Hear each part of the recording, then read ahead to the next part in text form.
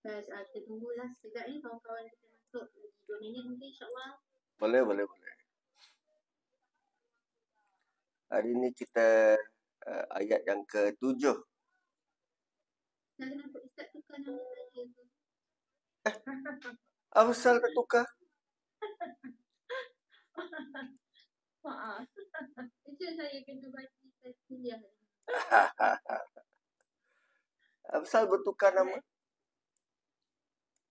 Ustaz, itu Ustaz. Sihat-sihat, alhamdulillah. Kalau dengar. Oh iya, dia setahun, kalau tak setahun sekali kena demam, sesama macam tu lah. Apa pasal nama bertukar? User.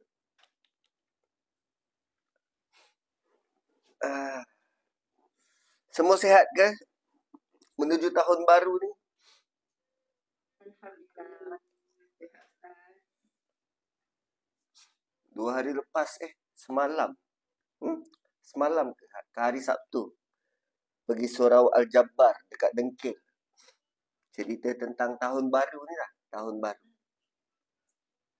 Besok nak bawa topik yang sama juga dekat Parlimen. Pun cerita pasal tahun baru. So, tahun baru ni dia bertajuk Aku Yang Dulu Bukan Yang Sekarang. Macam tajuk lagu ni. Macam tajuk lagu. So, aku yang dulu bukan yang sekarang. Bagus tu, okey. Jangan tekan sikit. Bila kita pernah lalu surah tu, surah Asy-Syams. Tapi bila kita revisited, pergi semula ke surah tu dengan pengalaman baru, lalu surah Yusuf, lalu surah yang pelbagai, kita akan nampak versi yang lain. Kan, kenapa Quran banyak kali sebut tentang bulan, matahari, bulan. Surah Yusuf pun ada bulan, matahari. Surah tu pun ada bulan dan matahari. Kait pula dengan diri kita. Kan, kalau kita lalu hari tu tentang bulan dan matahari dalam surah Yusuf, ada pihak yang menerima kesukaran berada di luar rumah, dan bila balik ke rumah dia pancarkan cahaya bulan, bukan cahaya matahari, agar anak dan isteri dekat rumah tu menerima cahaya yang lembut dan menenangkan. Macam itulah hidup kita ni. Kadang kita yang berhadapan dengan kesukaran, kesusahan tu. Tiba tang anak cucu kita, mereka meraih kemudahan atas susah payah kita. Kan zaman penjajahan dulu, atuk nenek kita yang menghadapi periknya matahari tu. Dan kemudian bila sampai ke generasi kita, kita menuai hasil susah payah mereka tu. Dan bila Allah kata perlu seimbang, fasawwaha tu, wa ma sawwaha, wa nafsi wa ma sawwaha. Dan demi diri, alangkah hebatnya Allah beri keseimbangan. Baru-baru ni ada seekor badak sumbu, nama dia Sudan. Dia dah hidup 55 juta tahun. Dan dia adalah spesies jantan yang terakhir. Dan telah pun pupus. Kenapa pupus? Diburu. Mereka, badak-badak ni diburu sebab dia punya horn. Jantung, bukan, tanduk. Tanduk dia yang begitu bernilai. So, yang tinggal ada 2 ekor badak betina. 2 ekor badak betina. Yang jantan dah pupus. So, bila tinggal 2 ekor yang betina ni, dia boleh sambung legasi keturunan ke? Tak boleh, sebab jantan tak ada. Maka daripada tu, bila Allah kata demi diri, alangkah hebatnya Allah cipta keseimbangan tu. So, tak payahlah beria-ia berperang lelaki perempuan. Kerana kita tetap memerlukan satu sama lain. Macam mana pun kita benci lelaki, kita tetap perlu dia untuk legasi keturunan yang berpanjangan. Macam mana pun kita benci wanita, kita tetap perlu pada wanita. Malah kita dilahirkan daripada wanita. So, bila Allah kata seimbang tu, maka dia betul-betul seimbang. Bukan sekadar untuk kehidupan kita, tapi memastikan kehidupan manusia ini berterusan. Kan? Malah bila lihat ayat-ayat Quran yang macam tu, kita bila berhadapan dengan realiti, ada rupanya manusia yang tak pernah peduli tentang hidup mati orang lain. Contohnya tindak balas Amerika terhadap Iran. Selepas dia bom, dengan bangga dia kata kami telah melaksanakan satu tindakan yang satu aktiviti ketenteraan yang besar dan menunjukkan kekuatan. Lepas tu dia bangga, dia bom. Dia mengaku dia bom. Dan dia bom tu apa? Fasiliti nuklear. Dia ambil peduli tak kalau betul yang dia bom tu fasiliti nuklear dan nuklear tu tercemar? Ada pernah dia peduli benda tu? Tak ada. Yang penting aku mahu lumpuhkan, aku mahu bom. Malah tindakan dia tu tidak pernah diluluskan oleh Kongres di Parlimen sendiri. Tak pernah dibincangkan dalam jawatan kuasa dalam negara dia. Dia boleh dengan selamba langgar peraturan yang selama ni terbina untuk menyekat kuasa-kuasa tindak tanduk presiden. Dan China baru saja mengeluarkan list berapa banyak negara yang telah dibom oleh Amerika. Kan, listnya tu panjang. Ada banyak negara yang telah dibom oleh Amerika. Dan Barat terutamanya, negara-negara yang berkulit putih ni, tak pernah sekali pun mengecam tindak tanduk Amerika membom negara-negara lain.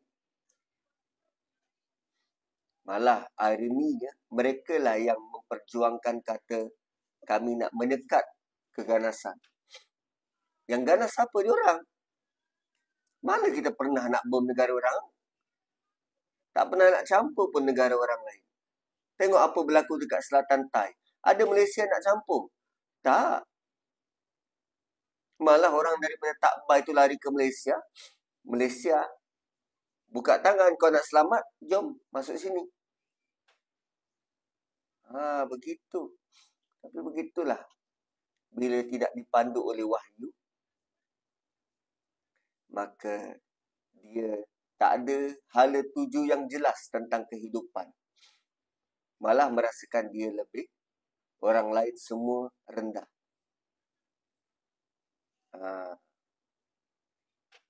Kan? Lepas tu yang seorang lagi tu. Dia dah serang orang. Bila dia kena serang balik, minta tolong. Minta tolong orang lain, tolong dia tembak lah. Kau pergi tembak orang pasal. Kan tak ada kerja. So, begitulah. So, dah ready? Kita nak masuk ayat yang ke seterusnya. Surah Yusuf. Kalau ready, kasih angguk satu kali. Kalau belum ready, kasih geling. Bila dah start ayat ke-7, insyaAllah. Ayat ke-7, okey. So, ayat ke-7 ini, ayat yang menggambarkan anchor seterusnya. Anchor seterusnya.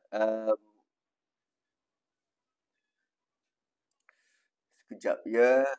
Okey. Ayat ke-7, laqad kana fi Yusuf wa ikhwatihi ayatul lis-sa'ilin. Sebelum ni kita lihat ayat yang ketiga bila Allah nyatakan bahawa kami kisahkan kisah dalam surah ini, kisah yang indah. Kisah yang indah itu anchor pertama. Anchor yang kedua ialah wa in kunta min qablihi laminal ghafilin. Bahawa sebelum daripada ini, setiap kali kau baca surah ini, korang tak sedar akan hal itu. Ghafil, tak perasan. Pada ayat yang ke-7 pula, Allah berikan kepada kita anchor terbaru. Anchor baru untuk kita bawa bersama setiap kali kita lalui setiap ayat. Anchor yang terbaru ini ialah bahawa kisah yang kita kena baca bukan sahaja tertumpu pada Yusuf, tetapi juga pada adik-beradik dia. Laqad kana fi Yusufa wa ikhwatihi. Sungguh pada Yusuf dan saudara-saudara dia. Ayat. Ada tanda-tanda Allah. Ada bukti kekuasaan Allah. Ayat. Dan tanda itu hanya kita nampak berfungsi dan jelas lis-sa'ilin, bagi orang-orang yang bertanya. Bagi orang-orang yang bertanya. So sekarang fokus beralih kepada antagonis wa ikhwatihi. Nah, sebab selalu kalau kita tonton wayang, kita mahu hanya yang baik sebagai pemenang. Kalau tonton filem Superman, mesti diakhiri dengan Superman mesti menang. Kalau tonton Voltron, korang pernah tengok Voltron tak? Itu kanak-kanak 70-an, 80-an je yang pernah menonton Voltron, Defender of the Universe. Robot boleh bertukar-tukar. So kalau tengok Voltron tu daripada awal sampai akhir, mesti Voltron yang menang. Batman, mesti Batman yang menang. Tapi kerana dunia semakin berkembang, maka filem-filem Hollywood ni, dia tak nak datangkan filem baru, filem yang klise dengan filem sebelum. Contoh filem Batman. Keluar daripada filem Batman tu, dia ambil watak antagonis untuk dikaji. Maka muncullah filem Joker. Orang nak memahami Joker tu kenapa dia boleh jadi Joker. Apa asal usul dia. Sehingga kan siapa dia pelakon tu, Heath Ledger, punyalah dia menyelami watak Joker ni, akhirnya dia bunuh diri. Pelakon tu bunuh diri. Sebab dia begitu into the character, watak Joker tu yang penuh dengan kemurungan, kesedihan, nampak dunia ni tak adil. Akhirnya dia sendiri bunuh diri. Selepas daripada filem Joker tu. Selepas settle, dia buat penggambaran filem Joker. So, dunia moden melihat filem-filem ini bukan hanya dilihat hanya satu dimensi orang yang menang, orang yang handsome. Orang yang tak handsome juga perlu diperhatikan. Yang jadi penjahat dia juga perlu diperhatikan. Maka Quran sudah memperkenalkan dimensi melihat dengan begitu luas. 1400 tahun yang silam. Itu waktu Quran turun. Cerita ini 5000 tahun dulu. Jadi fokus ini beralih daripada hanya melihat Yusuf, tetapi Allah mahu kita melihat juga adik-beradik dia. Dan perlu diingat, adik-beradik dia bukan hanya 10 orang itu, tapi 11 orang termasuk Bunyamin. Kalau kita melihat ada Yusuf yang dibuli oleh abang-abang dia waktu kecil, kita juga perlu lihat Bunyamin yang berada di situ setelah ketiadaan Yusuf, yang dibenci, dibuli oleh abang-abangnya sehingga dewasa. Dan menariknya, Bunyamin menyatakan kesedihan itu hanya setelah dia bertemu dengan Nabi Yusuf di Mesir nanti. Bunyamin tidak pula bertindak mahu mengakhiri hayat dia. Tak. So Allah mahu kita belajar dari setiap individu yang ada dalam cerita ni, Yusuf dan adik-beradik dia. So, apa lagi manfaat yang kita boleh lihat? So, pengajaran pendidikan tu berlaku bukan hanya pada orang-orang soleh. Kita bukan hanya boleh belajar daripada orang-orang macam siapa? Dr. Zul ataupun Yusuf Qaradawi. Tapi juga pada pelaku kesalahan, Benjamin Netanyahu. Itu boleh dipelajari, boleh dikaji. Macam mana dia boleh super confident, berbohong, berulang kali, depan kamera, depan halayak. Tanpa risau, tanpa pernah peduli pun apa cakap orang. Itu dia punya confident, tak tahu. Dia punya muka tak tahu tebal macam mana, tapi tetap terus berbohong. Sejak tahun 1990-an sampai 2025, Iran akan buat nuklear selang beberapa minggu dari sekarang. Pembohongan dilakukan berulang kali. Bukan media tempatan, antarabangsa. Depan orang, dia tak pernah peduli pun. So, apa yang kita boleh belajar kat situ? Konsistensi. Macam itulah syaitan menghasut kita. Konsisten. Kan? Syaitan bawa kita ke neraka kot. Bukan dia tak tahu neraka tu membakar, bukan dia tak tahu apa yang dia buat tu salah. Tapi sebab mengikut dendam iblis tu dia ikutkan. Konsisten. Ada pernah dalam kalender kita, hari ni cuti, syaitan tak datang. Tak ada, kecuali bila Nabi beritahu bahawa syaitan diikat sepanjang Ramadan. Oh, itu yang kita boleh hore-hore beribadah tu. Kan? Ini selepas daripada Zulhijjah menuju kepada awal Muharram. Tengok ibadah kita. Tak sama macam Ramadan. Tak sama. Kan? So, tu yang kita perlu lihat dan perlu belajar. Dan ini juga mengajar kita supaya jangan hanya melihat pada satu pihak. Tapi lihatlah dengan cara introspektif. Introspektif. Korang nak tahu maksud dia? Pergi tanya ChatGPT. Apa maksud introspektif? Kita sedang perhati, menilai kedua-dua watak. Buat timbal balik.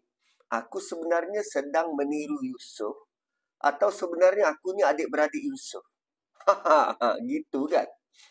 Aku ni macam orang soleh ke atau aku syaitan yang menghasut orang soleh tu? Tu introspektif. Gitu.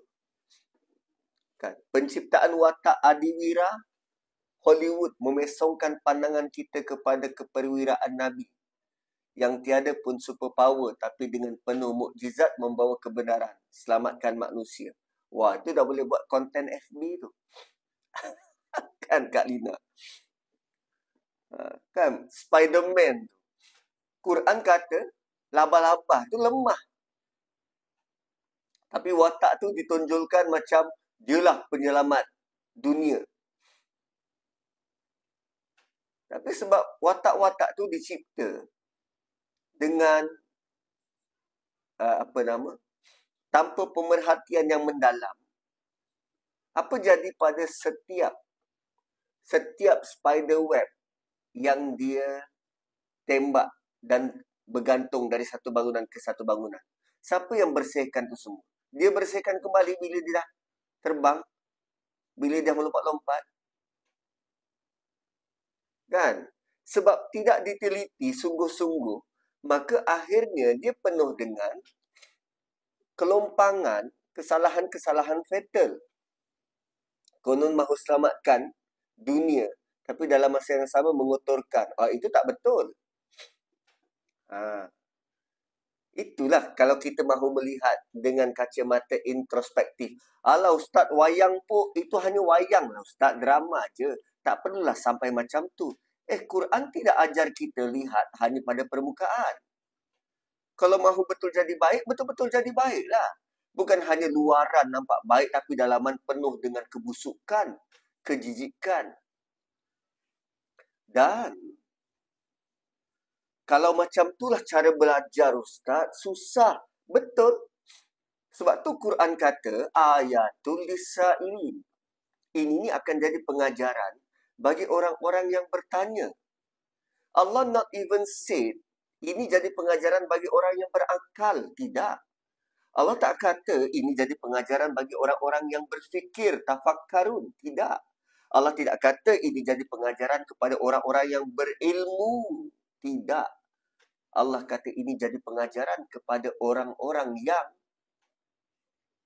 bertanya. Why bertanya? Lisa ini? Jeng jeng jeng. Kenapa bertanya?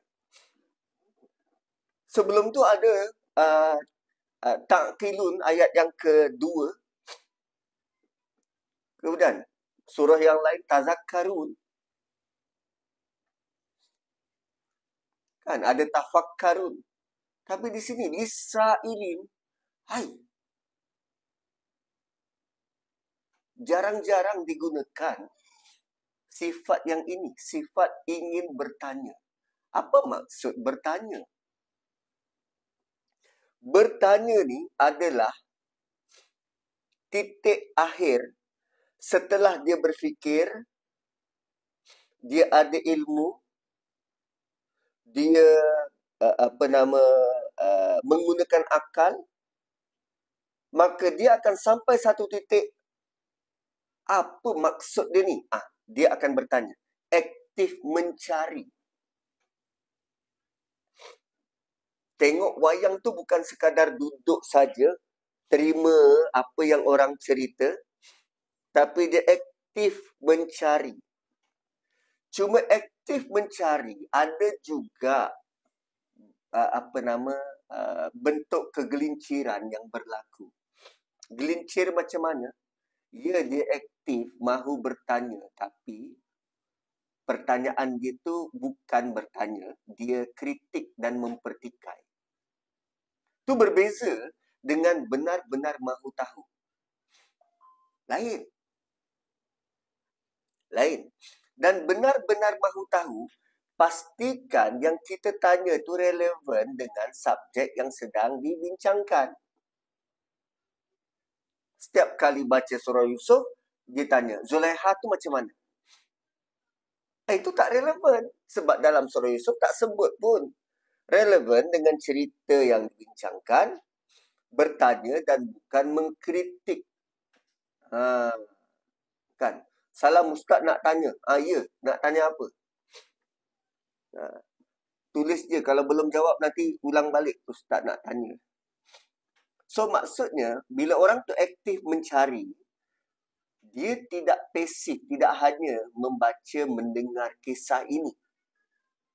Tapi sentiasa memikirkan, bila aku baca surah Yusuf ni, apa lagi mesej untuk aku? Soalan dia, macam mana nak atasi lintasan kufur dalam hati? Saya jadi takut kufur, jadi syahadah berulang-ulang kali.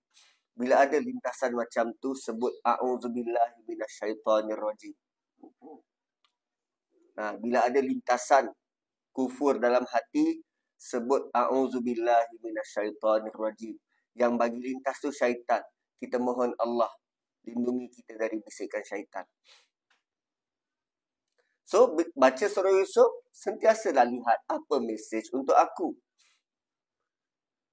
Dan ayat ini, dia berikan hak eksklusiviti. hak eksklusif macam mana? Kisah ini dia tak buka rahsia dia kepada semua orang. Hanya siapa yang bertanya, hanya siapa yang mengikuti secara rapat, dan hanya siapa yang mahu menyelami. Bukan sekadar membaca, orang itu akan dapat benefit daripada surah. Dahsyat tak? Dahsyat. Anchor yang Allah beri ni dahsyat. Dia secara tak langsung bawa kita untuk serius melihat setiap perkataan, setiap emosi, setiap gelora yang berlaku dalam surah. Itu yang kita dah 4 kali pertemuan, baru ayat ke-7. Bukan saja-saja aku nak biar korang banyak siri. Tidak. Tapi untuk pergi ke ayat seterusnya tu terlalu berharga untuk kita lepaskan. Sebab takut-takut kita baca sampai ke hujung, kita tak perasan aku macam Yusuf kot. Semua orang benci aku. Kalau kita rasa macam tu, mungkin kita belum lagi melihat benar-benar ego dalam jiwa kita. Kan? Sebab selalunya, bila baca surah Yusuf, dia sangat match. Emosinya tu sangat match dengan orang-orang yang play victim. Suka play victim. Baca je surah Yusuf, akulah tu. Dia terus letak diri dia sebagai mangsa. Malah tak pernah mengaku menyakiti hati orang lain. Yang salah tu suami aku. Yang betul semua aku. Sedangkan ketika kita merungut, kita sudah pun menyamai perangai adik-beradik Yusuf. Sedangkan Yusuf, Nabi Yusuf, tidak pernah merungut dalam surah ni. Ketika kita menuduh, itu perangai adik-beradik Yusuf. Yusuf tak pernah menuduh saudara dia. Malah ketika kita buat hukuman, tolong Yusuf, bunuh saja Yusuf. Yusuf tidak pernah menghukum abang dia. Walaupun tatkala itu dia memegang tampuk kekuasaan yang tinggi di Mesir. Gitu.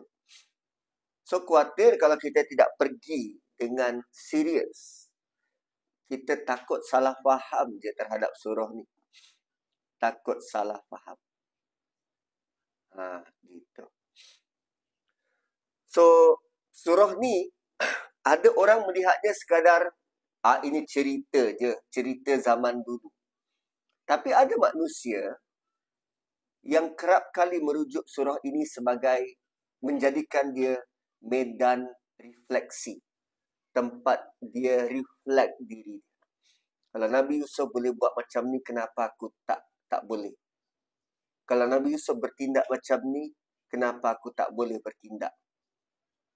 Saya setiap kali bagi kuliah macam ni, saya akan beringat-ingat. Terutamanya berkaitan dengan penggunaan masa yang diperuntukkan. Sebab melalui surah inilah saya belajar tentang masa, menghormati masa manusia. Saya diberi masa 1.5 jam untuk kuliah JAA ni. Jadi manfaatkan 1.5 jam. Jangan sampai lebih masa. Kerana melalui surah Yusuf, ayat yang keberapa? Ayat yang ke-37. Surah Yusuf ayat 37. Nabi Yusuf kata, makanan yang akan dihidangkan akan sampai. Sebelum makanan tu sampai, aku akan nabak tukuma. Aku akan beritahu kamu berdua apa maksud mimpimu. Qabla ayat yakuma. Sebelum makanan tu sampai. So, walaupun dalam penjara, Nabi Yusuf tetap ada masa. Berikan masa. Aku akan beritahu maksud mimpimu sebelum makanan tu sampai. Sebelum tu, izinkan aku bercerita tentang tauhid. Bayangkan untuk orang dalam penjara pun Nabi Yusuf sangat menghormati, menghargai masa dia. Apa dah lagi kita yang dekat luar ni yang bebas. Yang hidup kita tidak dikawal oleh siapa-siapa. Kita yang menentukan masa hidup kita, maka keperluan untuk saya hormati kemerdekaan masa orang lain. Nah, gitu. Daripada surah ni lah. So, kalau kita tidak timbulkan semangat untuk lisailin, untuk bertanya, apa benefit, apa manfaat ayat ini pada aku, kita tak akan dapat manfaat yang besar. Allah tak akan buka ruang dan peluang itu untuk kita cuba faham. So, itulah ada orang yang mengambil surah ini sebagai medan refleksi. Saya suka dengar perkongsian daripada Ustaz Hafizul Faiz. Walaupun dia tak gelar diri dia sebagai Ustaz. Dia cuma kata saya ni saudara Hafizul Faiz. Dia sering bawa refleksi daripada surah Yusuf ni. Tuan-tuan boleh ikuti. Dan dia punya pendekatan tu juga sangat luar biasa. So, dia bukan tentang cerita saudara cemburu, ada mangsa, ada penjahat, ada orang dibuli. Tidak. Dia sebenarnya sedang memetakan kedudukan hati kita. Setiap manusia ada hati. Dan surah ini sedang reveal. Hati itu bertindak bagaimana? Apa sifat-sifat kepada hati? Ada kalanya hati ini cemburu. Ada kalanya dia trauma. Ada kalanya hati itu tempat menyimpan harapan. Ada kalanya hati itu layak diberikan peluang kedua untuk pulih. Dan Allah reveal dalam surah ini betapa hati seorang Nabi itu sangat prone. Sangat robust. Sangat tahan diuji. Dan kalau kita berada di tempat Nabi Yaqub misal kata, hati kita tak mungkin boleh menampung bentuk ujian yang semacam tu. Tu. Ya, setiap orang ada hati, tapi setiap hati tu dia punya capacity untuk menerima tentangan, ujian berbeza-beza. Satu Nabi Yaqub dilantik jadi Nabi sangat sesuai kerana bentuk ujian terhadap hati itu sangat besar. So, nasihat akhir untuk ayat 7 ini, siapa yang berani bertanya, dialah yang akan dibimbing oleh kisah ini.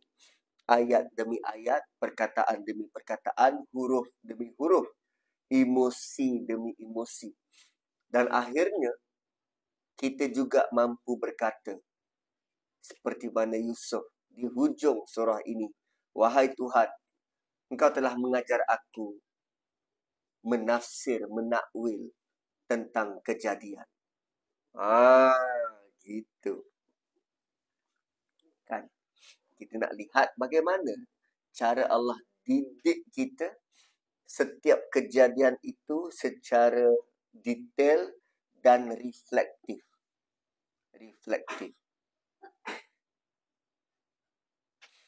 Okey.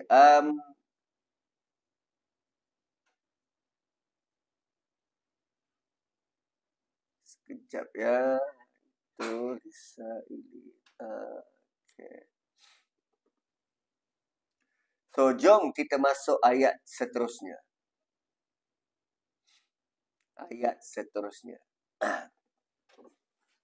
Ayat 8. Qalu la Yusufu akhuhu ahabbu ila abina minna.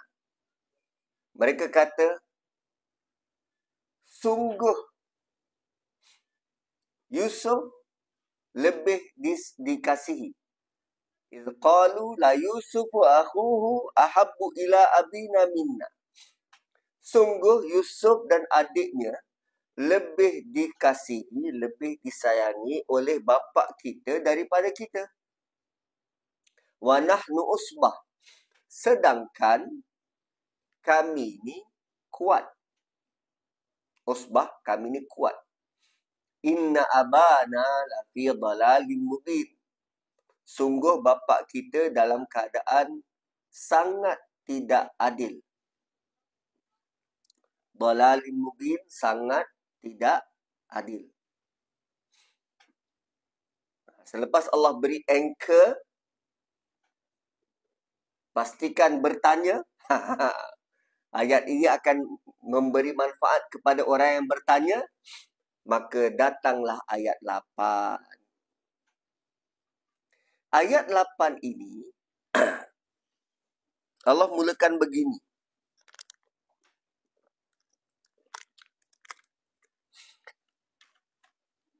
Allah nyatakan punca cerita ini berlaku. Ayat 8 inilah punca.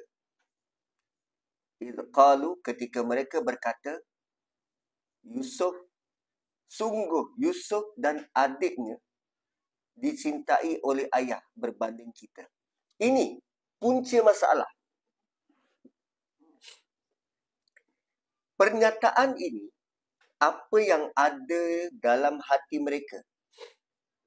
Hati mereka menjerit beritahu Yusuf disayangi oleh ayah. Yusuf dan Bunyamin lebih disayangi ayah berbanding kami.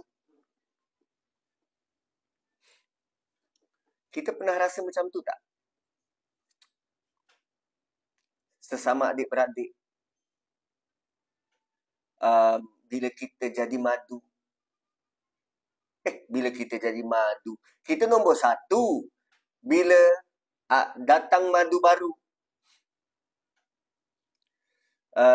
Bila kita dah lama dekat office, datang staf baru, bos lebih layan yang sana berbanding sini. Mentang-mentang PM, PKR, dia lebih layan orang PKR berbanding orang UMNO. Pernah tak rasa emosi macam ni? Orang tu lebih sayang, orang ni lebih sayang. Inilah punca pergaduhan. Ini punca pergaduhan. Dan ayat 8 inilah yang menyedarkan saya. Waktu saya konon-konon mau kaitkan cerita dari Bible tentang ibu mereka-mereka ni. Kan sebab ibu tak disebut dalam surah ni kecuali nanti pada ayat 100. Ibu dalam sumber Bible, mereka ada 2 orang ibu. Dan dipercayai, Nu'man bawa naratif yang ini. Dipercayai ibu yang pertama tu ada sedikit rasa kurang puas dengan suami. Jadi digambarkan, rasa itulah yang diwarisi kepada 10 orang anak. Bila saya bentang pada isteri saya, dia kata, bang, adakah Quran tidak cukup bagus untuk jelaskan situasi ni? Dekat situ saya terduduk juga. Ya kan? Quran tak cukup power ke? Perlu ambil sumber luar untuk mengiyakan apa kita punya teori ni. Rupanya berdasarkan ayat 8 ini, jawapan yang tuntas Quran beri. Problem utama adik-beradik Yusuf ialah mereka tak clarify emosi mereka. Kan contoh, saya bersama dengan jemaah Ahsanul Amalah sudah berapa tahun? 5 tahun kot. Sejak tahun 2020-2021. Dan jemaah Ahsanul Amalah ni mereka ada ramai asatidah yang hebat-hebat, yang luar biasa hebatnya. So, diorang nanti pada bulan Julai nanti diorang buat makan-makan gathering, jemput ustazah-ustazah ni lah. Jemput ustaz-ustaz ni makan-makan. So, boleh jadi bila saya orang baru masuk, sedangkan ada ustaz-ustaz lama kat situ yang lebih mesra, saya akan rasa, diorang lebihkan ustaz tu berbanding aku ke? Atau ustaz lama akan rasa, oh mentang-mentang ustaz baru, dia layan lebih, aku ustaz lama, kan dipinggirkan. Boleh jadi macam tu. Dan perasaan tu, kalau kita tak validate, tak tanya, JA, Kak Syida, betul ke Kak Syida? Akak layan dia tu, sebab dia lama. Sebab saya baru. Kan? Perasaan tu tak divalidate. Kita tak pernah pun mengesahkan apa yang kita rasa dengan tanya pada orang tu. Adik-beradik dia ni tak pernah pun tanya bapak, bapak betul ke? Yang kami nampak selama ni bapak layan Yusof begitu begini. Betul ke? Bapak memang sayang Yusof berbanding kami.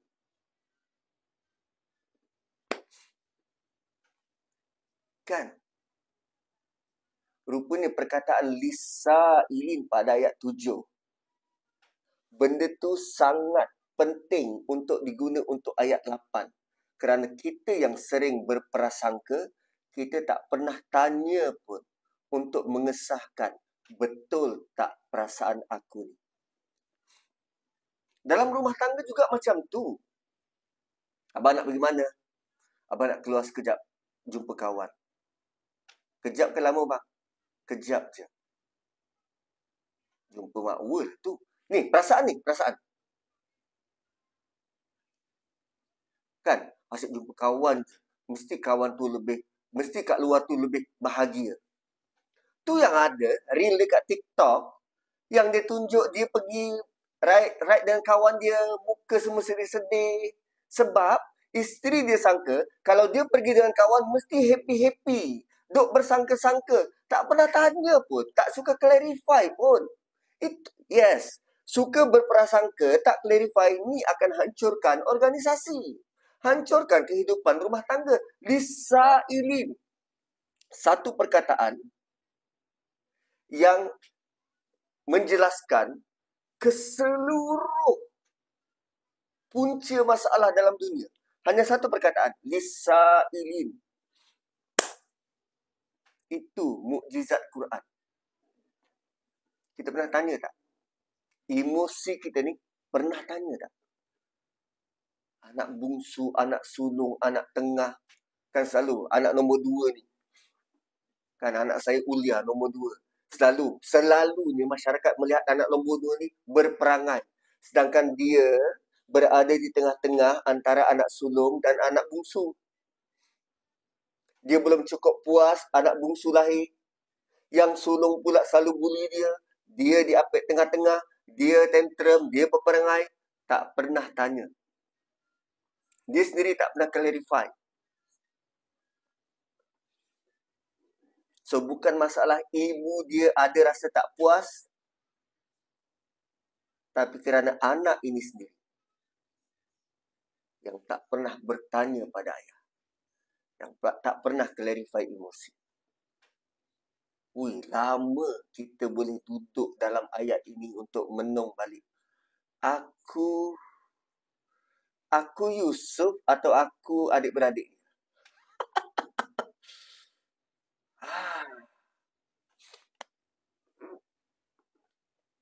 Anak bungsu dibagi kebun yang tengah tak dapat. Tu macam mana ustaz? Itulah kena tanya. Tanya orang yang bagi tu, tanya saya memang saya tak boleh jawab. Tanyalah orang bagi tu, kenapa yang bungsu dapat? Dah tentu orang yang bagi tu adalah alasan-alasan dia. Kan macam keluarga isteri saya. Mak dia bungsu dapat gelang daripada arwah nenek. So kerana dia bungsu, dia bagi anak dia yang bungsu gelang. Adik-beradik 8.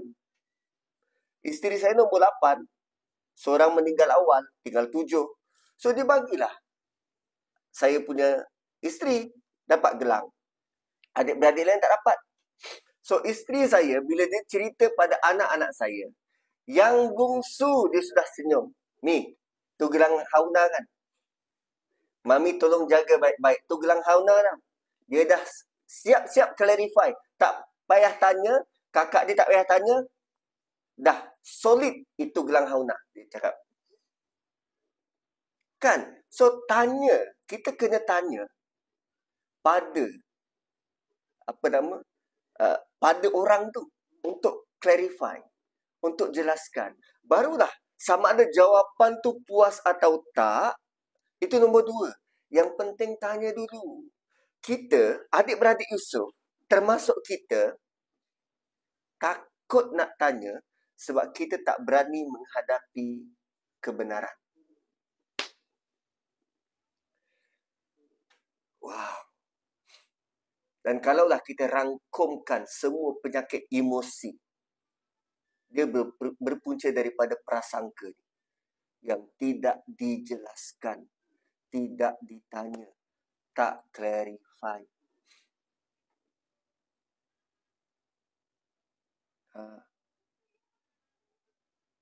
Dan sama macam orang-orang yang rasa terpinggir sebab dia tak tanya. Dia tak tanya pun. Dan dia takut untuk dengar jawapan. Ui, dahsyat. Satu perkataan Quran sebut lisailin. Dia punya fungsi sangat besar. Tapi Ustaz kalau tanya kena marah. Macam mana tu Ustaz? Sebab itulah kita tak berani nak tanya. Kita tak berani berhadapan dengan consequences tu. Kita lebih suka berprasangka. Kita takut berhadapan dengan realiti yang menyakitkan. Tapi at least kita benar-benar jelas apa yang berlaku. Tu je. Abang tak sayang saya ke? Tapi tak pernah tanya pun depan-depan. Kan? Nak makan kat mana? Entahlah, abang ikut abang lah. Dia tak jelaskan apa dalam hati ni. Tak jelaskan. Suami bertanya-tanya. Tom Yam dah lah minggu lepas, bang. Mi kari. Asyik mi kari je. Dia sendiri tak jelaskan. Akhirnya suami tertanya-tanya. Bini aku ni susah lah nak ni. Tu baru bergaduh. Baru bergaduh semalam. So, dalam komunikasi tu perlu jelas. Perlu jelas. Akhirnya kita tinggalkan yang dah dapat tu kan. Sedih juga tak dapat, pendam je. Tak apa. Kesedihan tu sementara dekat dunia je. Redha tu nanti dekat akhirat Allah beri lebih banyak, lebih besar lagi. Kan? Ustaz kat mana? Saya kat sini lah. Kat mana lagi? Duduk kat sini. Kan? Okey. So, bila kita tidak bertanya, apa yang kita sangka itu akan membentuk kepercayaan. Akan membentuk kepercayaan. Dan kepercayaan ada kaitan dengan iman. Bila bentuk kepercayaan, dia jadi akidah. Kita percaya benda tu sebagai betul. Katalah, saya duk sangka-sangka je. Kak Sida tutup kamera tu mesti tak suka tengok saya. Contoh, berulang kali dia buat macam tu. Tiap kali saya sebut satu perkara, dia tutup kamera. Saya sebut satu perkara, dia tutup kamera. Dia akan datangkan rasa yakin. Betul. Setiap aku sebut macam ni, dia tutup. Sebut macam ni, dia tutup. Malah yang cakap tu pula, yang datangkan sumber tu pula kita dapat daripada Ustaz Nazri. Ustaz kot takkan dia tipu. Sedangkan Ustaz tu, dia menyangka-nyangka. Bahaya tak? Akidah itulah yang diimani oleh ramai orang. Asal Melayu, malas. Asal Cina, judi. Asal India, mabuk. Akidah tu dipakai zaman berzaman. Sedangkan kita tak pernah tanya. Asal Cina, tak cebok. Dipakai. Sedangkan ada je orang Melayu tak sibuk. Ada je orang India tak sibuk. Ada je Ustaz orang Melayu tak sibuk. Ada. Tengok baby-baby Melayu tu. Mana tak menderita sibuk. Mak dia sibuk kan.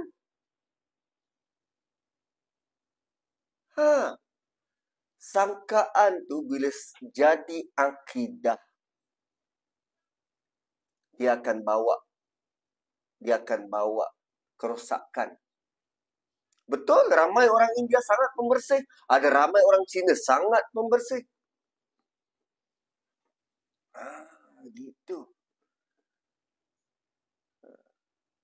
Cuma dalam peristiwa, dalam ayat ini, emosi yang tidak divalidate, dia akan jadi satu akidah baru. Satu Quran menggambarkan dia menyembah Tuhan. Dia sembah kehendak dia. Kan? Afara'aita manittakhadha ilahahu hawahu. Apakah engkau tidak melihat orang-orang yang menyembah Tuhan dia sebagai hawa, keinginan dia, apa yang dia sangka, apa yang dia rasa. Dia rasa mahu bom Iran, dia bom. Walaupun tanpa kelulusan Senat. Dia rasa Iran buat nuklear, itu sangkaan dia. Tak clarify pun. Dia rasa Iraq ada bom. Bom apa nama? Dulu. Mass destruction bom. Itu yang dia sangka. Dia bawa pula orang ramai ikut apa yang dia sangka. Tak pergi check, tak pergi negotiate pun. Malah waktu negotiation tentang nuklear bersama dengan Iran, Amerika, negara pertama yang tarik diri daripada mesyuarat perbincangan tu. Bayangkan, kisah yang kita baca ni kisah tentang adik-beradik. Tapi yang depan mata berlaku tentang negara yang ada kuasa besar dunia. Oh, dahsyat. Oh, rupanya masalah ini bukan masalah picisan, masalah kecil dalam keluarga. Tapi dia boleh mengakibatkan kematian beramai-ramai orang yang langsung tak tahu ujung pangkal. Tu waktu dia bom tu, dekat Iran tu. Ada tak kemalangan jiwa? Kalau ada, dia nak tanggungjawab macam mana? Yang penting dia bom. Korang tahu tak berapa jauh jarak antara Amerika dengan Iran? Berapa jauh? Lebih kurang 9,000 kilometer. Aku baca macam itulah, 9,000 kilometer. So, pesawat bomber dia ni, B-52 tu, bomber tu, dia boleh terbang satu hala 11,000 kilometer. Satu hala ni maksudnya, dia pergi tu 11,000 kilometer sampai habis minyak. So, Iran 9,000. Dia pergi, kemudian singgah satu tempat, kat mana tak ada singgah. Kemudian pergi Iran, dia bom, patah balik, dia perlu satu lagi kapal terbang untuk isi minyak, baru sampai balik ke US. Full tank. Pergi balik, full tank, bawa bom 12 biji. Satu bom, berat dia lebih kurang 3,000 pound. 3,000 pound. Satu bom, dia bawa 12 biji. So, dengan kos negara yang dia jeopardize, dengan kerosakan negara lain, semuanya akibat daripada sangkaan yang tidak diklarify. Punca dia simple je. La Yusufu wa ahabbu ila abina. Quran sebut simple je. Tapi dia punya kesan tu, harta negara habis, rakyat negara lain merana. Dahsyat. Dahsyat. Quran hanya sebut satu perkataan, Lisa ini. Kau tak tanya. tak mahu bertanya. Gagal bertanya, gagal menyaring. Dan lebih dahsyat daripada itu, mereka bukan sahaja mengimani perasaan sendiri. Mereka bukan sahaja mengimani perasaan sendiri. Malah seringkali kita bukan sebut pasal mereka dah ni, seringkali kita percaya emosi kita itu benar hanya kerana ia terasa benar.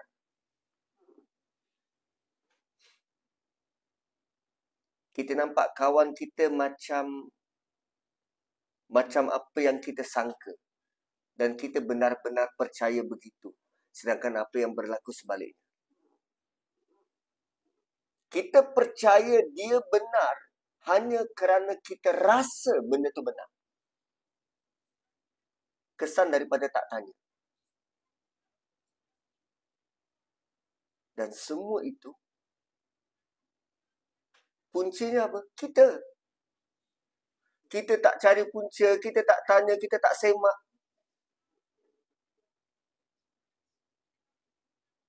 Kalau sebut pasal Donald Trump tu macam jauh sangat. Ni kita, aku ni. Tengok bos panggil pegawai tu, apa salah IB panggil orang tu je? Kenapa tak panggil aku? Lepas tu, bila orang tu masuk dalam bilik IB gelak-gelak. Selama ni aku masuk bilik imam besar tak pernah pun gelak-gelak macam tu. Ni perasaan kat luar ni. Kenapa imam-imam besar sebelum ni pernah dapat pangkat datuk? Kenapa IB sekarang tak dapat datuk? Apa agung ni berat sebelah ke? Tu perasaan main. Sehingga kita percaya benda tu benar hanya kerana kita rasa benda tu benar. Kita bersangka-sangka. Itu first part. Second part, dia kata apa? Wa nahnu usbah. Kami kuat. Kami berjasa. Bayangkan, mereka menggunakan jasa sebagai justifikasi untuk membuli Yusuf. Kami ada jasa, Wan. Kami juga bayar cukai. Kami usbah, kami kumpulan yang kuat.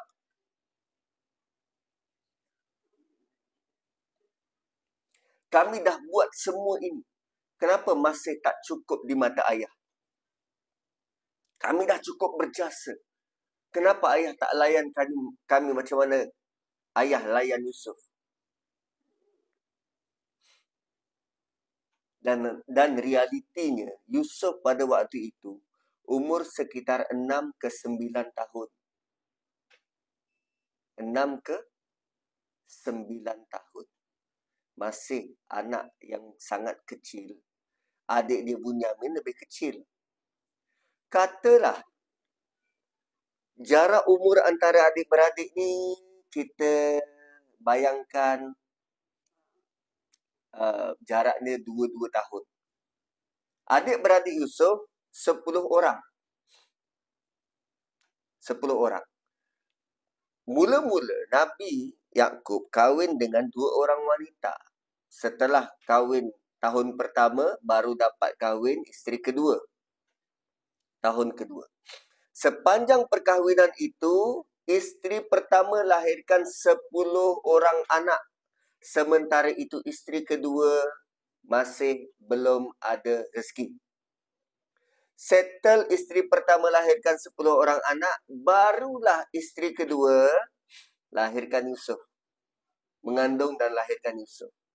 Kalau kita kira jarak 2 tahun setiap orang, jarak antara Nabi Yusuf dan abang sulung 22 tahun. Sekarang bayangkan, usia 22 tahun tak cukup matang. Masih lagi kata, kenapa ayah tak sayang kami? Sedangkan kami dah buat semua benda. Dia dengki dengan adik dia usia 6-9 tahun dilayan dengan baik oleh ayah. Dan mereka tak pernah tanya, ayah kenapa macam ni? Mungkin Yusuf disayangi sebab lain. Sebab isteri kedua 12 tahun tak dapat anak.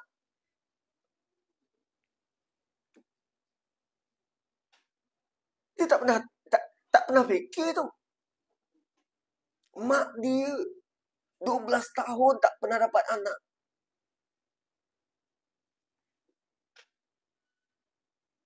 Bila Yusuf lahir, dia tak pernah fikir.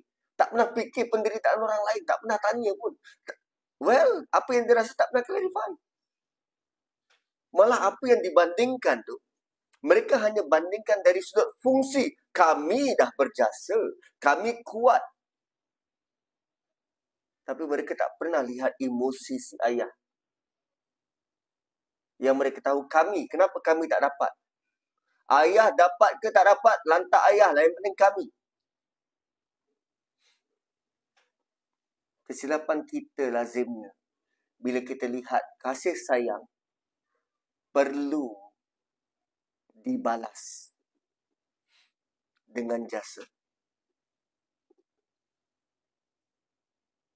Bila kita dah tolong buat kerja rumah, kita harapkan balasan. Aku mesti dibalas dengan kasih sayang.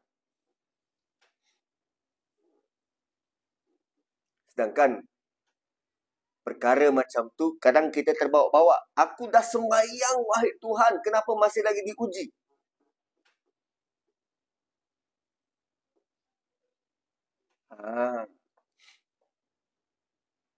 Aku dah sembahyang, kenapa diuji? Aku dah sedekah, kenapa masih diuji? Kenapa apa yang kita buat tu perlu dibalas dengan kasih dan sayang? Atau kasih sayang tu sesuatu yang mesti dibalas dengan jasa?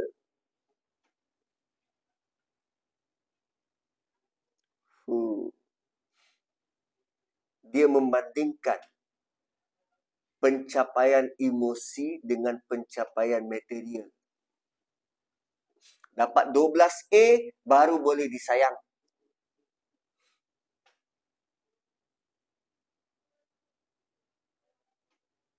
Kenapa makin taat makin berat ujian? Memanglah. Makin taat memang makin berat ujian. Sebab Allah mahu kita kembali dengan benar-benar bersih. Benar-benar ikhlas. Boleh jadi ketaatan yang kita buat tu masih belum mencapai tahap yang Allah mahu. Sebab tu Allah beri lagi ujian. Supaya mematangkan kita. Selagi kita tak matang, selagi itu tak sedar. Memang, semakin taat memang semakin kuat ujian. Dan sebesar-besar ujian ialah keikhlasan. Sehingga akhirnya kita rasa, wajarlah Tuhan menguji aku. Sampai aku reda. Dan kemudian Tuhan reda.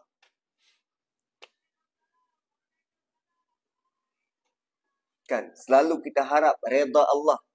Tapi apakah kita reda dengan ujian, kehendak, ketentuan yang Allah beri pada kita? Tu pesan daripada almarhum Prof. Prof apa tak, Kak Liza? Begitu. Sering kita harap reda Allah.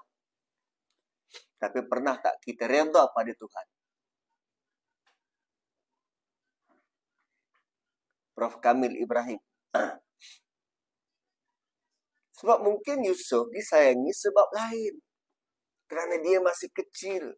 Kerana isteri kedua 12 tahun. 12 tahun belum dikurniakan anak. Tapi tidak, anak-anak ini bukan begitu. Ini comel. Lawa tak? Siapa-siapa yang menderma darah nanti dengan Masjid Negara, inilah antara hadiah kami untuk mereka-mereka yang sudi mengurniakan darah yang berharga pada PDN, Pusat Dracula Negara. So nantikan iklan daripada kami. Dapat kipas dan juga dapat sesuatu yang boleh buat healing-healing, baring-baring. Nantikan. Lawa. Tapi kalau ke satu tahap kita rasa sangat penat, apa harus kita buat? Buat dono je. Kan? Kita dah penat, buat tak tahu je. Sebab Allah tetap akan uji. Kita rasa penat tu sebab kita rasa kita lah yang boleh, dengan usaha kita boleh keluar daripada ujian tu. Sebenarnya tidak. Allah uji kita sampai kita rasa benar Tuhan, Engkau berkuasa. Aku tak ada kuasa pun, aku tak ada kekuatan. Aku serahkanlah kembali pada Engkau. Pusat Dracula negara. Memang macam tu. Asyik minta darah je. Terpaksalah pergi KL, derma darah. Jom. Pergi KL, terima darah. Kan? Bila dia kata, kami dah buat semua. Nahnu usbah. Apa lagi ayah tak nampak ni? Yusuf lebih disayangi. So tadi, kerana dia tak clarify, dia tak tanya, kemudian dia perasan, dia berjasa, dia perasan, dia berjasa. Kadang-kadang perasaan kita je, tuan-puan. Kita perasan kita berjasa. Lalu kita rasa kita layak untuk, kita entitled untuk dapat sesuatu. Sedangkan kita tak pernah berjasa pun. Yang kita lakukan sehari-hari tu, yang kita kata, aku dah solat, aku dah puasa, itu bukan jasa. Itu kita menepati prerequisite, keperluan untuk kita jadi beriman. Itu je. Tak solat, engkau tak beriman. Tak solat, engkau tak Islam. Tapi kerana kita rasa kita berjasa, terpaling, maka kita demand macam-macam dari Tuhan. Kan? So, jangan begitu. Itu sikap adik-beradik Yusuf ni. Sikap orang-orang yang play victim, terpaling. Dan bila rasa ini tidak dirawat dengan baik, dengan betul, maka orang yang paling rapat, ayah sendiri, jadi musuh. Dia boleh kata, sungguh ayah kita sesat. Dhalalim mubin. Itu bahasa kasarnya sesat lah. Atau kita boleh translate sebagai, sungguh ayah kita benar-benar salah. Benar-benar tak betul. Ini bukan emosi. Bila dikata sungguh ayah kami tak betul, itu bukan emosi. Itu sudah masuk ruang lingkup menghukum. Bayangkan, dia merasakan seorang Nabi tak adil. Dia anak Nabi boleh, Ustaz? Tak. Dia merasakan seorang Nabi tak adil, dianggap sesat hanya kerana dia tak puas hati dan perasaan dia tidak di-clarify.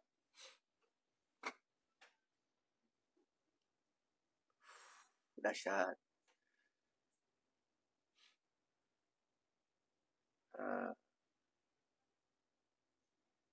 Gitu.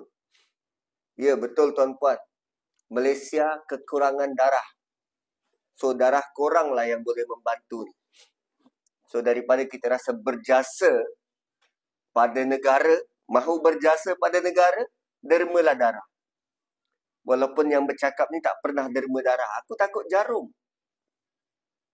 Oh, by the way, darah aku warna putih. Keturunan Mahsuri. Kau ada? Tak ada. So, darah saya terlalu berharga untuk diderma. Macam tak beranilah nak derma darah. Aduh, dermalah Ustaz. Yelah, nanti aku dermalah. Aku derma. Aku dermakan kasih sayang pada penderma darah. Tak pernah derma darah. Itulah kot emosi yang bersarang. Tak pernah di-clarify. So, bila emosi ni semakin bersarang, dia bermula dengan sangkaan. Kemudian, kita biar membiak menjadi kepercayaan. Kemudian disokong pula dengan logik yang tak terpakai pun, logik yang dangkal. Akhirnya, melahirkan hukuman.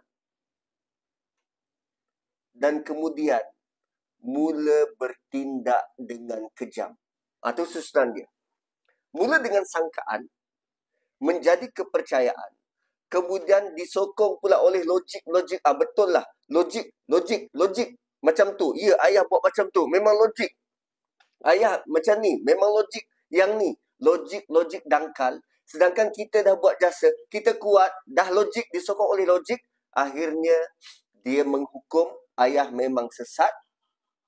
Dan dia bertindak.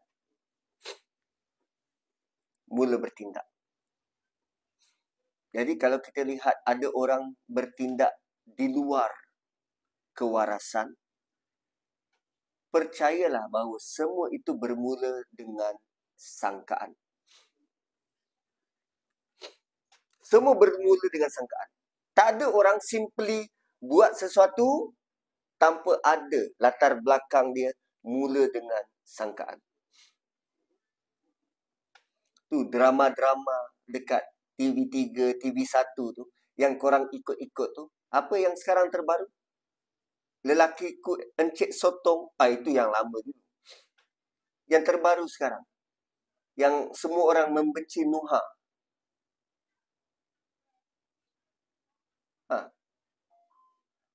Kan, semua orang membenci Nuha. Aku pun baru tahu tu, minggu lepas. Ada drama baru.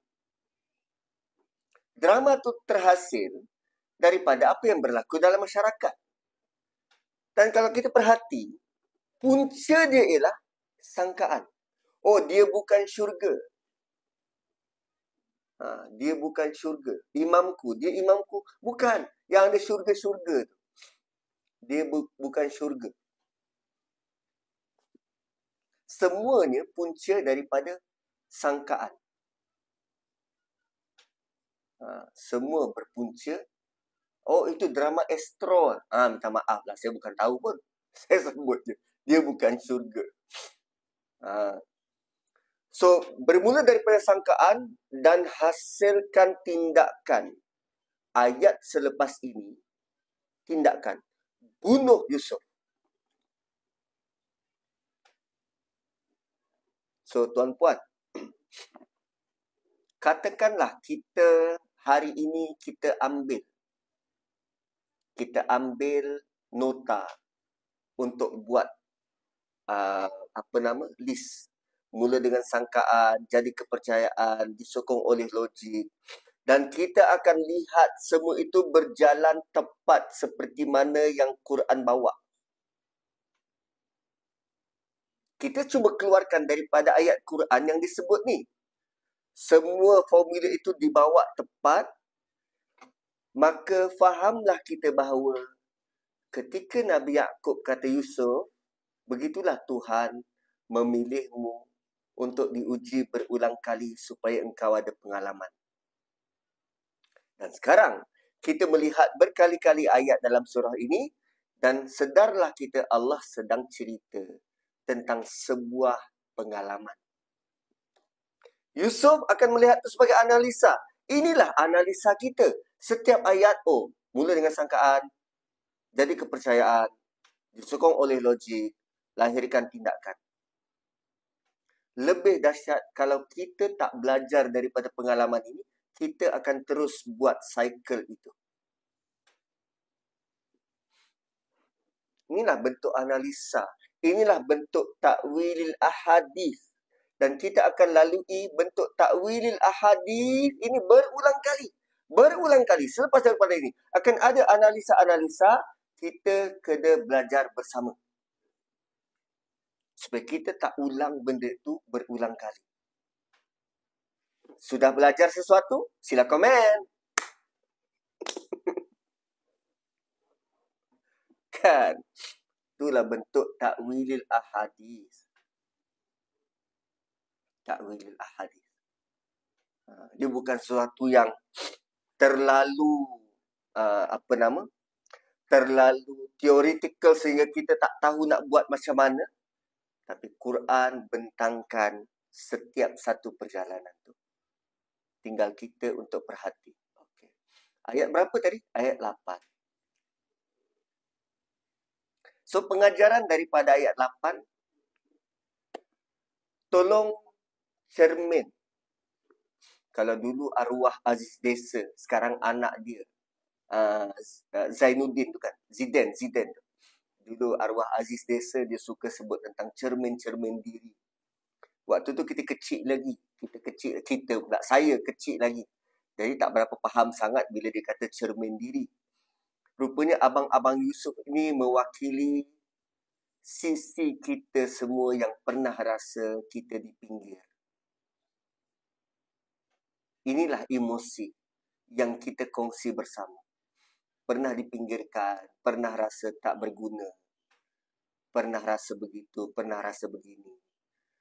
Dan Surah Yusuf juga mengajar bahawa emosi yang tidak didasari dengan cara fikir yang betul akan membunuh orang lain. Dan orang pertama yang dia bunuh ialah diri kita sendiri. Emosi yang tidak dibaluti dengan berfikir yang betul akan membunuh diri sendiri. Kan? So, janganlah kita tunggu sangkaan kita menjadi keyakinan. Betul lah aku sangka ni. Betul lah aku sangka. Jangan tunggu sampai ke situ. Kadang kita rasa orang lain lebih disayang, kawan lebih diberi perhatian, bos lebih suka orang lain, influencer tu lebih banyak pengaruh, atau ustaz tu lebih disayangi, lebih keluar masuk TV. Tapi kita tak pernah tanya, tak pernah semak, malah lebih menyayat hati. Lebih menyayat hati. Kita tak pernah tumpahkan pada Tuhan.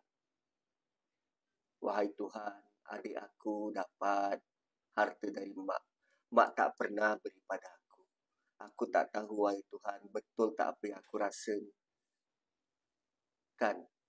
Aku tak tahu nak clarify, mak pun dah meninggal. Dan aku tak tahu nak bawa ke mana kesan luka ini, wahai Tuhan. Aku kembalikan pada Engkau. Tak pernah buat macam tu. Sebab bila kita tak rawat luka itu, tak rawat rasa itu, ikut logik kita sendiri, maka kita akan mula bertindak bukan atas kebenaran, tapi kerana kesan luka yang tidak pernah dirawat. Sebab kita rasa itulah benar dan kita kena buat. Sedangkan tak.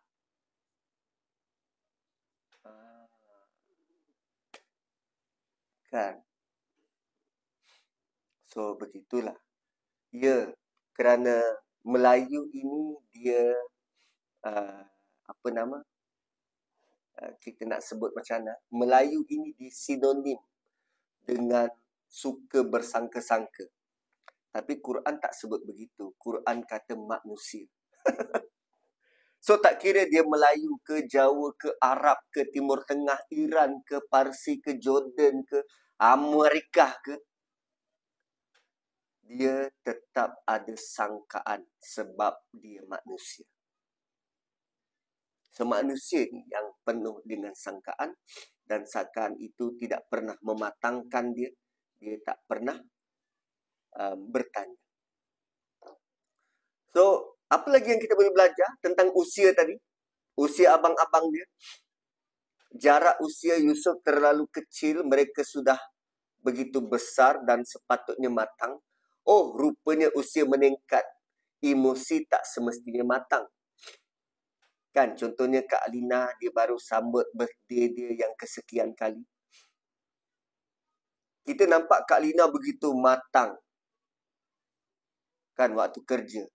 Tapi bila dia kembali ke pangkuan suami, keluarlah dia punya sisi tak matang dia tu.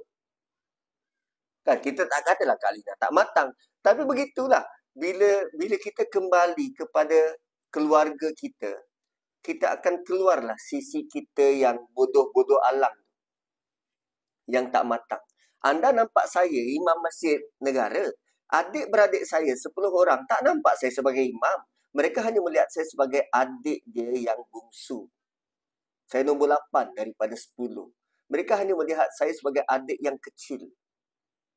Yang bodoh-bodoh alam. Kan? So maksudnya, meningkatnya usia, emosi tak semestinya matang. Kan? Itulah, emosi tak ikut umur. Satu emosi ni dia semua peringkat ada emosi. Orang tua pun beremosi. Kan? Jadi Quran datang untuk kita bentuk emosi ni, kawal emosi. Dan menariknya, orang-orang yang gagal mengawal emosi ni, Quran sebut sebagai jahil. Quran sebut orang yang gagal kawal emosi sebagai jahil. So, emosi ni menjadi titik perbualan yang hangat dalam Quran. Satu, Allah tak pernah cerita Yusuf sekian umur, abangnya sekian umur. Kita je yang baca, melihat perbezaan jarak mereka lahir tu. Kita come out dengan idea umur mereka ada jarak. Quran tak pernah sebut begitu. Yusuf tetap Yusuf. Adik-beradik dia tetap adik-beradik. Tinggal lagi siapa antara mereka yang ada emotional maturity ataupun versus dengan emotional intelligence. Gitu. Dan salah apa yang Yusuf buat? Kan? Yusuf tak buat salah apa-apa. Dan ini boleh menghasilkan satu bentuk, satu sudut pandang. Kita bukan benci Yusuf. Kita cuma rasa tak cukup disayangi. Yusuf tak buat salah apa. Kalau tanya pada adik-beradik Yusuf, apa salah Yusuf sehingga kau buang dia? Yusuf tak salah. Cuma kami kurang kasih sayang. Oh, itu lagi hancur. Dia melihat, bila dia tak dapat, dia melihat kambing hitam yang perlu dikorbankan.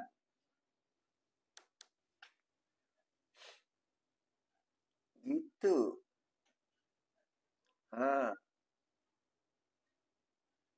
Yusuf tak salah. Yusuf tak buat apa pun. So, kadang-kadang, bila kita jadi mangsa, kan, bos tak suka kita, kita tak dapat APC, bukan sebab kita tak cemerlang. Bukan sebab kita buat salah. Tapi mungkin bos ada favor dia. Itu je. Bukan sebab kita tak bagus. Bukan sebab orang tu tak layak jadi menteri. Tapi sebab ada orang lain yang lebih preference. Gitu. Dan perlu diingat. Ingatlah pesan Nabi Yaqub pada ayat 5 tu berulang kali. Syaitan yang mainkan peranan untuk mengulang siar luka-luka emosi. Dia tak buat luka baru. Syaitan dia tidak buat luka baru. Tapi dia dah ulang luka-luka lama. Dia mainkan setiap hari. Macam mana dia mainkan? Nanti kita jumpa pada ayat yang ke-10. Syaitan mainkan luka-luka itu. Syaitan yang bisik berulang kali. Ustaz tak sebut nama kita. Dah nama dia Dapur by Anis. Tak tahu nama dia Anis ke Dapur. Ataupun by. Tak tahu. Syaitan dia akan Hah? Oh, Kak Anis lah tu lah. Okey lah, kita sebutlah nama dia. Apa? Shoot out. Kan?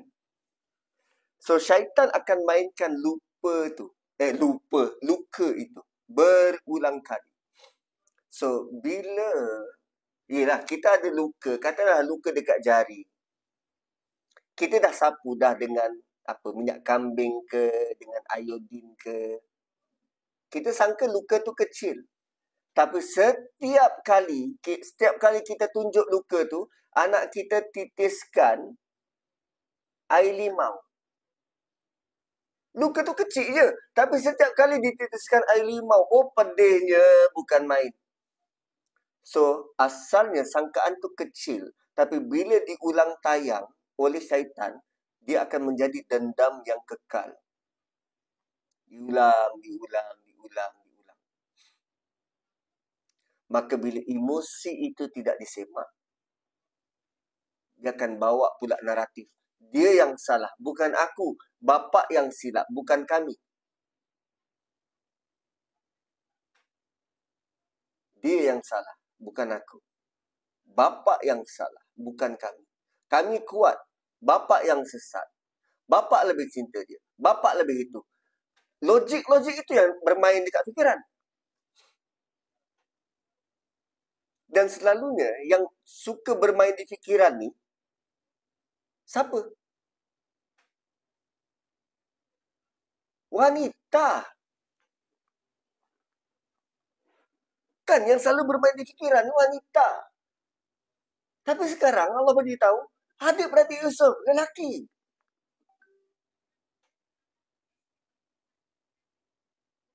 Sepatutnya lelaki bukan macam ni. Tapi rupanya ada lelaki-lelaki yang macam ni, bila dia biarkan emosi dia itu tidak dipandu.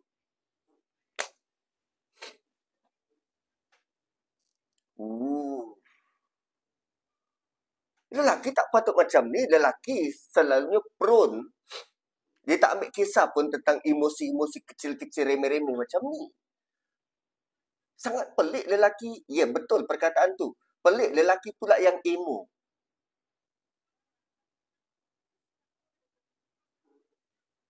Tapi cuba tengok ahli politik kita. Tak emo.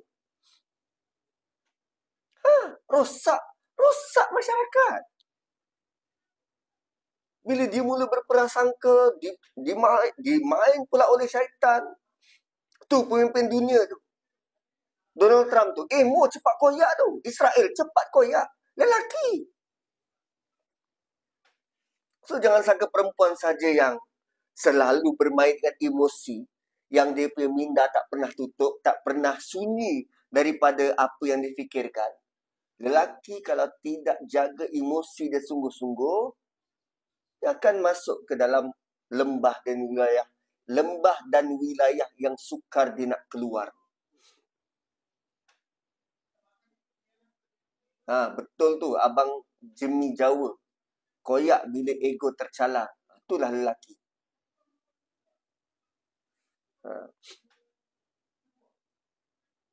Kan? Dan dia ada campur tangan syaitan. Yang sepatutnya abang-abang yang lebih tua ni, mereka patutnya jadi pendamai, menenangkan cemburu adik-beradik yang lain. Tapi rupanya mereka juga datangkan jalan. Macam mana nak asingkan Yusuf? So, lelaki terutamanya, kita kena sedar, semakin kita tua, semakin berat tanggungjawab emosi. Semakin tua, semakin perlu lebih untuk stabilkan emosi. Ya, kita tak ada waktu menopause. Semakin tak stabil nanti emosi. Tak. Yang perlu kita buat ialah jangan biar syaitan ulang tayang luka-luka lama kita. Sehingga kita lupa siapa yang sebenarnya patut kita jadikan musuh. Orang depan kita ke atau syaitan yang jadi nasihat tak rasmi tu. Dan perlu diingat, musuh kita bukan Yusuf, tapi perasaan yang tak disemak.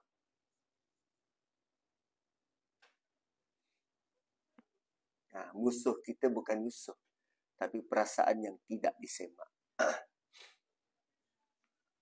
So, kalau tadi rentetan emosi dia, sekarang kita nak tengok tindakan. Emosi yang tidak dikawal, akan bawa kepada pembunuhan. Bunuh saja Yusuf, bom saja Iran tu. Sama. Cuma menariknya Trump tak ikut, tak dengar nasihat orang lain. Adik-beradik Yusuf masih ada lagi yang beri nasihat, jangan bunuh. Itu nanti di bawah. Jangan bunuh. Trump dia nak ikut siapa? Gitu. Ni dia kata, bunuh Yusuf. Awitrahuhu arda yakhlu lakum wajhu abikum.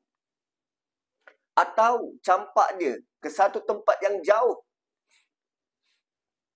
Wa takunu min ba'dihi qauman salihin. Selepas itu kita jadi orang baik. Kan? Yakhlu lakum wajhu abikum. Buang dia jauh daripada ayah supaya perhatian ayahmu tertumpu kepada kamu. Wa takunu min ba'dihi qauman salihin. Lepas tu kita jadi baiklah. Ini ayat ke-9. So, bila emosi jadi akidah, jadi pegangan, jadi ideologi, kita percaya dengan emosi kita, maka muncullah tindakan-tindakan ekstrim. Tindakan ekstrim. Tak boleh ditegur. Kalau ditegur nanti dicop Wahabi. Ekstrim. Tak boleh. Akal dia tak boleh nak dibuat berfikir. Emosi jadi ideologi. Asalnya emosi mereka ni kecil je. Asalnya emosi dia ni merasa tak cukup kasih. Merasa ada rasa-rasa yang mereka rasa tu. Dan kemudian dia tidak tanya. Maka dia meyakini rasa tu. Bila dia yakin rasa, sel-sel otak dia padamkan fungsi akal, dia akan pegang keyakinan. Kan? Apa yang dia pegang tu akan matikan rasa simpati, empati, padamkan kemampuan fungsi akal sebab emosi mendahului. Contoh. Katalah anak kita ditangkap.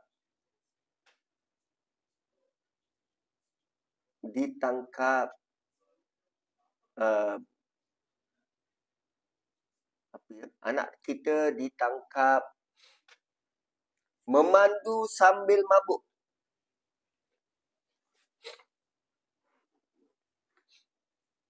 Itu macam ekstrim sangat.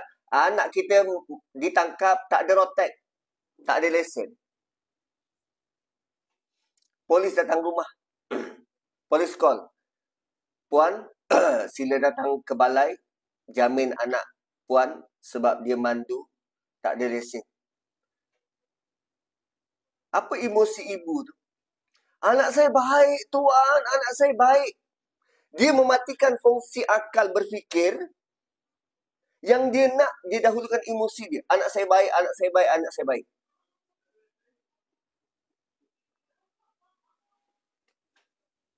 Sedangkan polis tu tadi kata, polis tu tak mencakap anak puan jahat, anak puan macam iblis, tak. Anak puan ditahan sebab rotek mati. Tu je. Rotek mati tak ada kaitan orang jahat ke orang baik. Rotek mati boleh jadi lupa, macam-macam. Tapi, Dengan emosi, anak saya baik, Tuan. Anak saya tak mungkin buat salah, Tuan. Anak saya baik, Tuan. Tak ada kaitan kan? Mematikan fungsi akal. So, jangan terlalu beremosi.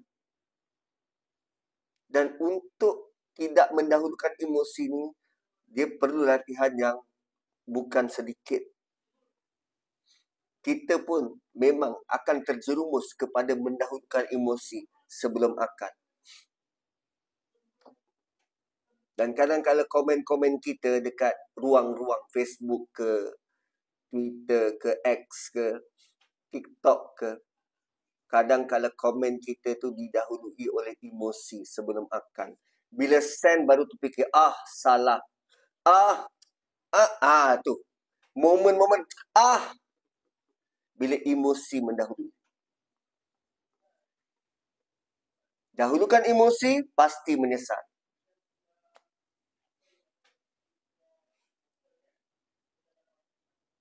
Kan? Dan dalam kes abang-abang Yusuf, bila pegangan itu mematikan empati, mematikan akal, puncaknya bunuh. Buang. Asalkan jangan nampak muka dia lagi. Iyalah, 11.30 dah. Kejap, kita start tadi pukul 10 kan? 10 sampai 11.30. Tu yang tadi aku tengok 11.30. 10.30 tadi baru sejam. Aku lupa kita mula pukul 10. Minta maaf lah. So, macam tu lah bila beremosi, jam pun rasa macam terlalai di situ. Terlalai. Tapi yang penting, bila beremosi, asal jangan nampak muka dia lagi. Asal dia tak ada, hidup kita akan bahagia. Tak gitu kalau kita beremosi kan. Janganlah orang tu jadi menteri. Yang penting dia nyah jadi dari jawatan menteri, tak nampak lagi dekat TV, hidup kami gembira. Sedangkan sama ada orang tu jadi menteri atau orang lain jadi menteri, kalau tak tahu buat kerja, hidup kita tetap tak gembira. So, jadilah rakyat, masyarakat yang tidak terdorong dengan emosi. Mahu belajar pengurusan emosi? Bacalah surah ni. Baca slow-slow, pelan-pelan. InsyaAllah anda dapat. Kan? Barakallahu li wa lakum. Saya kembalikan kepada Syafi ni, moderator J.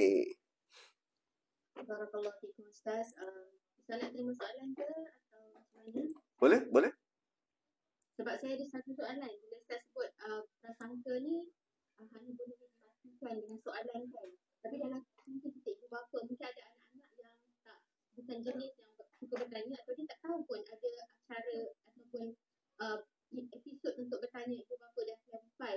Jadi perlukah kita sebagai ibu bapa untuk explain action kita, tapi ada pada masa yang sama ada yang berkata macam you don't have to justify yourself macam tu kan, kurang. Jadi macam mana antara kita ibu bapa macam every time kita buat something tu, perlukah kita nak kena bagi tahu sebenarnya kita tidak menyebelah mana-mana atau kita nak tunggu anak kita bertanya.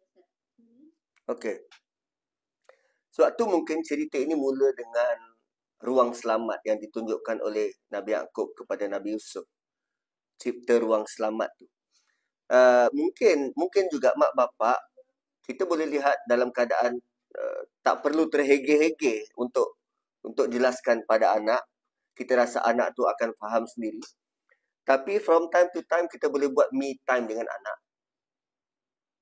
Kan, masa untuk hanya kita dan dia. Dan kalau anak 12 orang, sebulan sekali kita buat, setahun cukuplah rotation untuk 12 orang anak tu. Kalau anak 12 orang lah.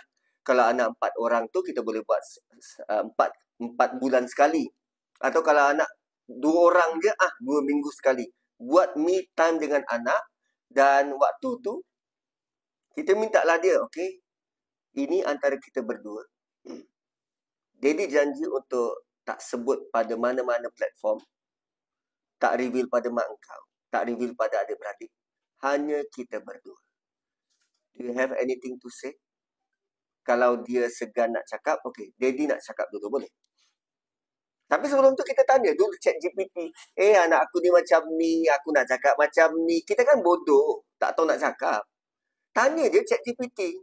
Aku nak luahkan perasaan aku, tapi aku tak tahu cara, method, ayat yang tepat untuk beritahu. Betul, tanya ChatGPT je. Sebab dia dibina untuk cuba meniru emotional intelligence. Ya, cuba. Kan, contoh orang minta tolong, Ustaz, pinjam 100. Aku tak tahu macam nak tolak ni. Tanya ChatGPT. Hai ChatGPT, ada orang nak pinjam 100. Aku nak jawab macam mana ya? Sebab dia dah pinjam 100 ni 10 kali. Aku nak jawab macam mana? Dia bagilah jawab cadangan jawapan. So, sama macam tu. Ya, betul. Communication kita memang agak fail. Terutamanya nak memilih ayat. Tapi at least kita cuba untuk buat ruang itu supaya dia mula rasa ayah aku benar jujur dalam benda ni. Sebab sebelum ni mungkin dia rasa ruang yang kita beri itu tidak cukup tulus, tidak cukup jujur. Maka dia pun jawab nak tak nak. Tapi bila kita kerap buat, aku setakat ni aku belum buat lagi pillow talk dengan bini. Takut tak jadi tidur. Pillow talk kan bercakap apa saja, sebelum tidur kan. Bercakap dengan orang rumah apa saja topik. Tapi belum berjaya buat. Tapi dengan anak-anak cuba. ChatGPT tak pandai guna, tak apa. Masih belum terlambat untuk guna. Untuk belajar guna. Dia tanya apa tu? Oh, tak apa, nanti boleh tengok dia punya dia punya rakaman. Siaran ini tidak berbayar, jangan risau. Nanti saya ulang siar di perakaman. So at least kita cuba menjadi orang tua, mak dan bapa dalam keluarga. Kita berilah ruang-ruang selamat untuk anak. Kali pertama, kali kedua memang agak buntu. Apa nak cakap tak tahu. Tapi bila kita pecahkan tembok tu, break the ice, selepas daripada itu akan lancar perbualan. Mula-mula memang saya dengan anak sulung, dengan Nuha tu, memang mula-mula rasa macam agak awkward. Bila nak cakap, Nuha, awak cinta pertama kami, awak anak yang kami sayang. Apa pun yang awak buat, Daddy dengan Mami sangat bangga. Mula-mula memang awkward. Tapi bila kita cuba sebut, luah, beritahu dia, bila ais tu sudah dipecahkan, dia sudah akan jadi semula jadi. Perasaan tu akan berlalu. Itu semua cucukan syaitan aja supaya kita tidak mesra, tidak bina hubungan kukuh dalam keluarga. Yang tak suka hubungan yang baik dalam keluarga ni syaitan je. So dia akan berikan kita nasihat-nasihat yang tak berguna pun. Ustaz, benarkah anak pertama perempuan dengan ibunya panas, berhadapan gaduh, tak jumpa rindu? Benar tak benar tu aku pun tak tahu. Sebab itu kan sangkaan kita. Melainkan kalau sangkaan itu kita clarify dengan pertanyaan. Mungkin pertanyaannya kepada ibu-ibu yang sudah ada ramai anak. Macam mana tindakan ibu-ibu yang sudah tua dengan anak sulung? Kita mungkin lihat ibu muda dengan anak sulung. Tapi tak kala ibu itu sudah tua dengan anak sulung. Anak sulunglah yang paling banyak jadi tulang belakang pada keluarga. Dia tidak lagi panas. Dia tak lagi panas. Wallahu a'lam. Alhamdulillah, barakallahu fikum Ustaz. Maksudnya kita kena cipta ruang selamat, bukan ruang untuk syaitan masuk dan mengulang siar. Kata Ustaz tadi, mengulang siar luka-luka kepada kita. Barakallahu fikum sekali lagi Ustaz dan semua sahabat yang meluangkan masa. InsyaAllah kita jumpa di kuliah akan datang. Kita tutup dengan tasbih kafarah dan suratul Asr. Subhanallah.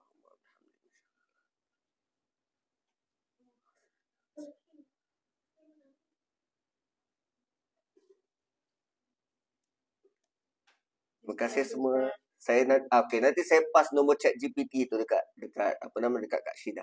Thank you semua. Assalamualaikum.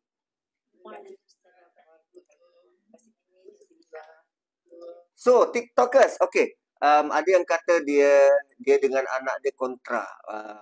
Benda tu biasa sebab manusia ni memang ada banyak dan perangai pelik-pelik. Keluarga orang tak sama dengan keluarga kita. Pengalaman orang tak sama dengan pengalaman kita. Tapi apa yang Quran pandu kita dengan kerencaman pengalaman yang pelbagai ini, panduannya